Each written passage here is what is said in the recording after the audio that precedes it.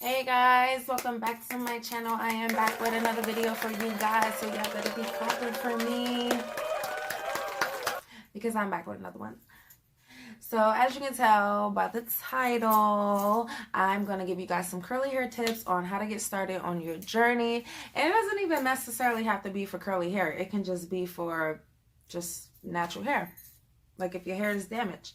And I'm here to help you. I'm here to tell you how to get rid of that damage and how to get it going. All right. So if you want to see, first things first, make sure you hit that subscribe button and that bell so you don't miss out on anything that I got coming for you guys. All right. All right. Keep watching. Peace. Okay. So I wrote some things down. So I'm like not off the top of my head. So the first thing is you have to be patient. I know, like, why is that the first thing? It's because some people think that once you like start doing the things that I'm going to tell you, once you start doing those things, some people think that it's going to happen overnight. Nothing happens overnight, and we all know that nothing happens overnight, right? Okay. So you have to be patient and you have to be consistent with everything that you're doing. Consistency comes what? Comes with what you're looking for, right? Comes to help you meet your goal when you remain consistent and when you remain patient. So, number 2, no heat. Ladies, no heat, and fellas, because there's some fellas that want to go natural too. You see it's a little frizzy up there. That's all right. I appreciate the frizz. All right, no heat. When I was starting my journey, that was like, you know, I threw my flat irons out. Like, that was like the first thing I did. No heat to your hair. If you want to start on this natural hair journey, you have got to get rid of your flat iron. Do not straighten your hair while you are in the process of transitioning to be natural. Okay? Say hello to Harley and my dad. Hey, guys. Okay. Number 3. Getting rid of your damaged ends. Like if you have any, I can't even show you because my ends are pretty good. So say you have like dyed ends, like mine is dyed. If it's not like ringlets like mine, then it's damaged. If you have those straight dead ends, you want to cut those off. Do not be afraid of the scissor. Cut it. Cut it.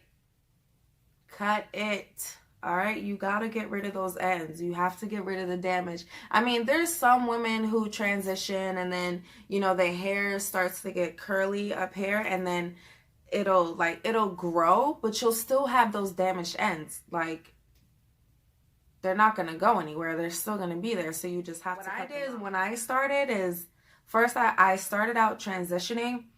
And then I was just like, I'm just going to go for the big chop. So I chopped my bangs all the way up here. I didn't even care. I chopped my hair all the way up here.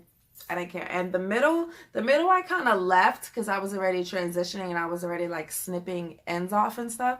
So the middle I left. So I had like the front up here short and then I had the back here short. If I find a picture, I will show you guys and I will insert it somewhere or I will insert it at the end. But I think it's like on one of my old Instagrams. So I'll look for it. And it was real cute. Deep conditioning and protein treatments in the beginning stages of transitioning. Deep conditioning is so important for your hair, ladies, and fellas, when you are transitioning. You have to deep condition. It's like it brings your hair back to life. Like, I don't know what's the magic in deep conditioning, but it brings your hair back to life. And so does the protein. Your hair is not protein sensitive. It's probably protein sensitive at that moment.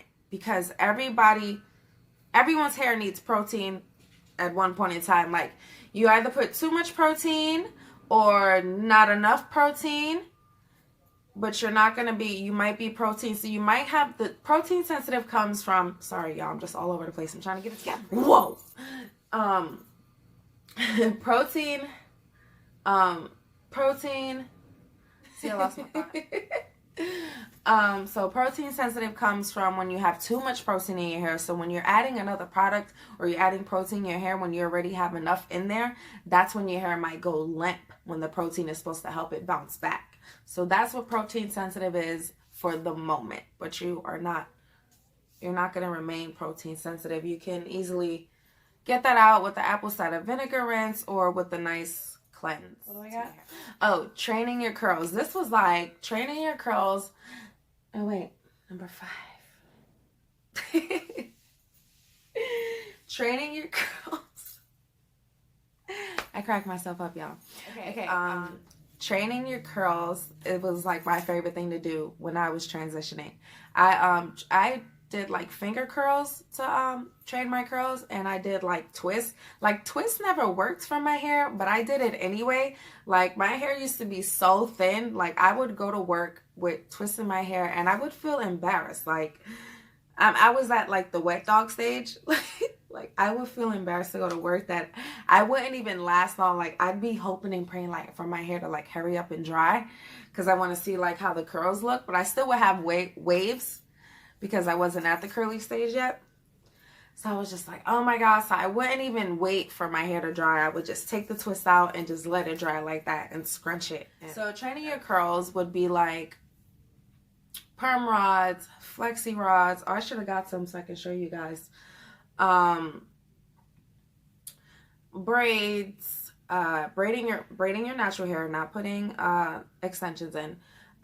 Braids, twist out, flat twist, anything that'll have your hair twist in a ringlet will help you train your hair. So with the deep conditioning and the protein mask and training your curls, I'm telling you, you're bound to see results. Like I transitioned within the first 6 months. I was like full on curly. Like I was just like, wow. Like I co-wash my hair every 3 days. Co-wash is when you use a conditioner and you don't have to shampoo. So I co-washed every 3 days. I shampooed once a week. I deep conditioned at least twice a week.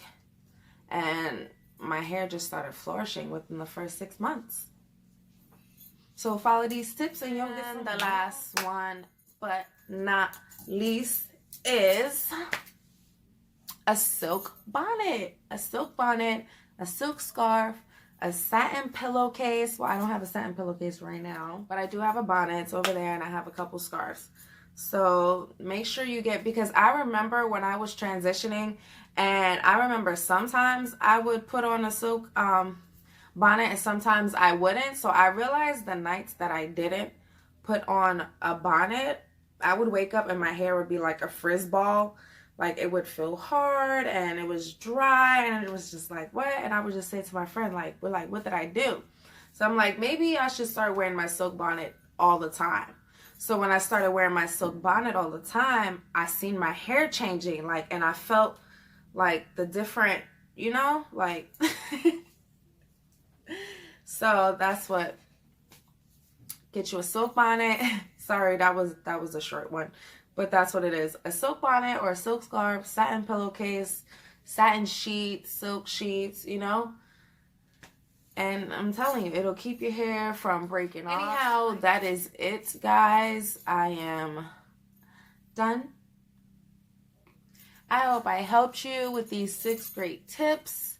I'm trying not to make this video so long. Give me a thumbs up. Hit that subscribe button. And I love y'all. Like, y'all rocking with me. I'm rocking with y'all. And I appreciate y'all. And see y'all next time. Peace.